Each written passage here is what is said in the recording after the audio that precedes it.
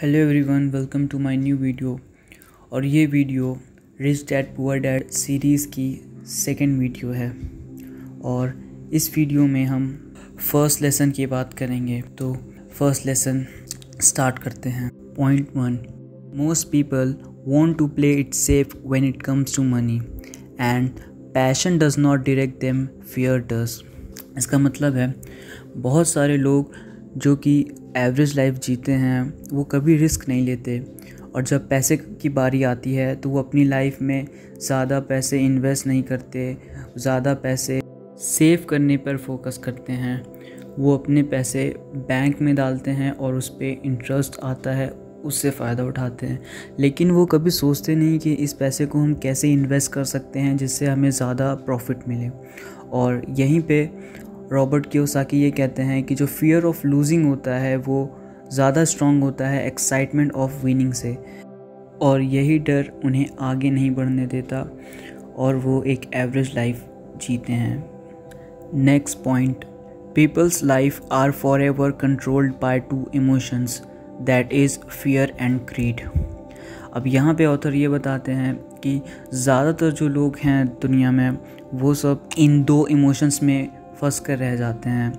पहला है फियर, और ये फियर है बिल्स ना पे करने का, जॉब चली जाने का, या फिर कुछ नया स्टार्ट करने का। ये डर जो कि बहुत सारे लोगों को आगे बढ़ने से रोक देता है। और सेकंड इमोशन वो है ग्रीड। उनके पास थोड़ा पैसा आ जाता है, जब वो अपनी जॉब से थोड़ी अर्निंग करते हैं तो उनके दिमाग में ग्रीड जगह ले लेती है और वो अपनी डिज़ायर्स की तरफ भागने लगते हैं और सोचते भी नहीं कि वो पैसा कैसे यूज़ करें ताकि वो लॉन्ग टर्म में बेनिफिट दे। वो अपने सारे पैसे वेस्ट कर देते हैं लायबिलिटीज़, यानी वो सारे सामान ख़रीदने में जो कि उन्हें लॉन्ग टर्म में फ़ायदा नहीं देगा। और वो इस तरह से इन्हीं दो इमोशंस में फंसे रह जाते हैं। और ऑथर ने इस पैटर्न को रैट रेस बताया है। मतलब बहुत सारे लोग एक फ़िक्स पैटर्न फॉलो करते हैं। वो सुबह उठते हैं, अपनी जॉब पर जाते हैं और मंथ के एंड में अपने बिल्स पे करते हैं, और फिर से नेक्स्ट मंथ वो यही करते हैं, और इसी को ऑथर रैट रेस बताते हैं। अब आते हैं नेक्स्ट पॉइंट पे, the more they will earn the more they will spend. मतलब वो जितना ज़्यादा पैसे अर्न करेंगे उनकी स्पेंडिंग हैबिट्स उतनी ही ख़राब होती जाएगी, और मनी प्रॉब्लम उनकी कभी सॉल्व नहीं होती। और हम अपने आसपास भी इस चीज़ को रिलेट कर सकते हैं कि हमारे आसपास ऐसे बहुत सारे लोग हैं जो कि लोन्स ले लेते हैं। अगर उन्हें कोई कार चाहिए, उन्हें कोई बाइक चाहिए, इवन फ़ोन चाहिए कोई, वो ये नहीं सोचते कि वो एक लूप में फंस जाएंगे। मतलब अब उन्हें डेली जॉब पर जाना है और काम करना है, और एट द एंड सारे लोन्स को पे करना है। ये रैट रेस चलती रहती है लाइफ टाइम। तो अभी तक ऑथर ने जैसे फियर और ग्रीड के बारे में बताया, तो ऑथर ये भी कहते हैं कि जो फियर्स होते हैं और ग्रीड, ये रिच लोगों को भी परेशान करते हैं। वो कैसे? जो रिच होते हैं उन्हें भी डर होता है कि उनकी लग्जरी लाइफस्टाइल और उनका सारा कमाया हुआ पैसा चला ना जाए। उन्हें इस बात का डर होता है, और ग्रीड इस चीज़ की होती है कि वो और ज़्यादा पैसा कमा सकें। तो अब इसके सलूशन में ऑथर ये कहते हैं कि हमें अपनी थिंकिंग अपने इमोशंस के बेसिस पे नहीं करना चाहिए। हमें अपनी थिंकिंग अपने से करनी चाहिए। हमें खुद से सोचना चाहिए कि क्या चीज़ सही है और क्या चीज़ गलत है। अब इसका एक एग्जांपल देते हैं। अब अगर किसी को पैसे की ज़रूरत है तो वो सबसे पहले यही सोचता है कि मुझे जॉब करना है। उस टाइम पे उसका ब्रेन नहीं थिंकिंग कर रहा है, उस टाइम पे उसके इमोशंस हैं जो उसे ऐसा सोचने पर मजबूर कर रहे हैं, और उसका फियर है जो कि उसे जॉब के बारे में सोचने के लिए कह रहा है। लेकिन क्या जॉब एक परमानेंट सोल्यूशन है? क्या ये लॉन्ग टर्म में फ़ायदा देगा अगर आपके पास पैसे की कमी है?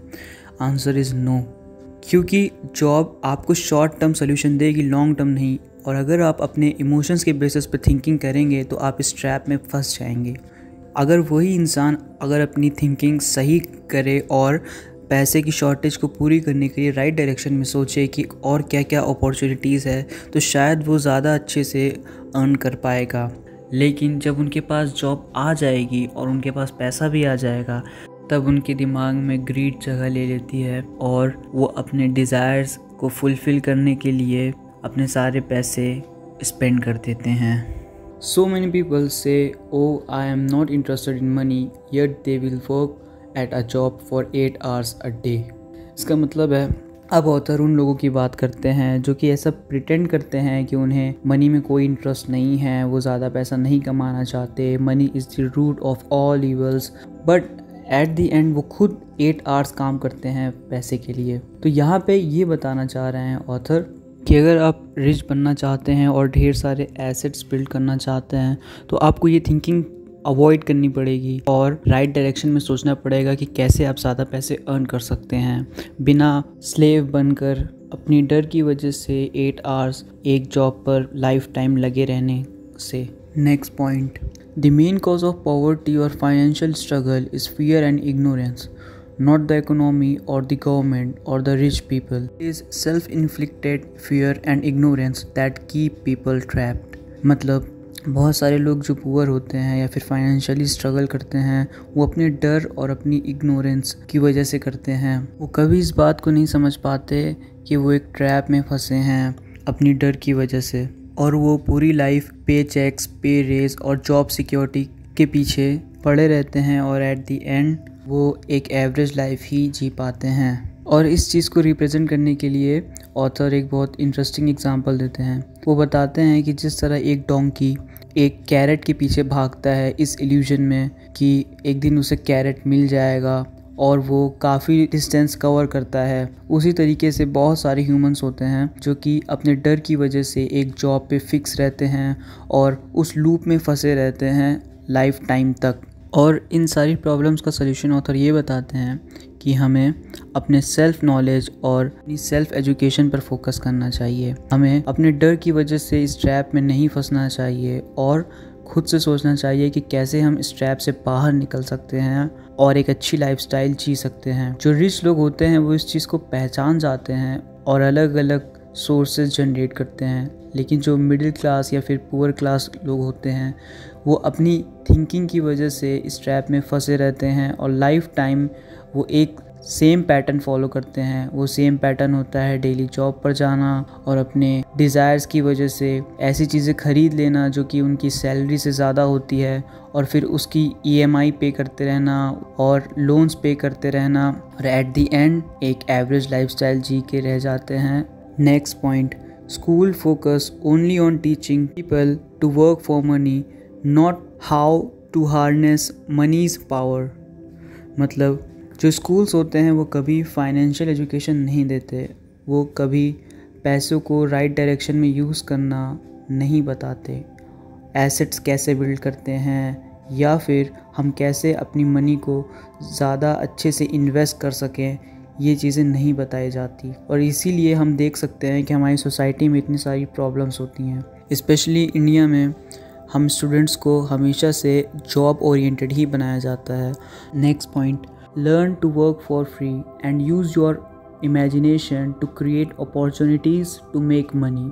अब यहाँ पे ऑथर बात करते हैं कि अगर आप एक बार फ्री में काम करना सीख गए, मतलब अगर आप अपने पे चेक्स और एक रेगुलर इनकम जो आपको जॉब से आ रही है उसके बारे में सोचना कम कर देंगे तो आप बहुत सारी अपॉर्चुनिटीज़ देख पाएंगे जिससे आप बहुत पैसे कमा सकते हैं। और इसका एक एग्ज़ाम्पल ऑथर उन लोगों के बारे में देते हैं जिन्होंने बहुत सारे ऐसे ऐप्स क्रिएट किए जैसे फेसबुक, ऊबर, इंस्टाग्राम, जिसकी वजह से आज वो बहुत रिच हैं। तो अगर वो अपना इमेजिनेशन ना यूज़ करते और एक लूप में फंसे होते रेगुलर इनकम के तो शायद वो कभी ऐसा कुछ नहीं कर पाते। तो इसी के साथ ये वीडियो एंड करते हैं। होप करता हूँ आपको अच्छी लगी है और इस बुक की और भी डिटेल्ड वीडियोस आती रहेंगी। अगर आपको ये बुक अच्छी लग रही है तो आप कमेंट करके बताइए कि क्या पॉइंट्स आपको अच्छे लगे और आप क्या आगे और वीडियोस चाहते हैं, और लाइक, शेयर और सब्सक्राइब करें।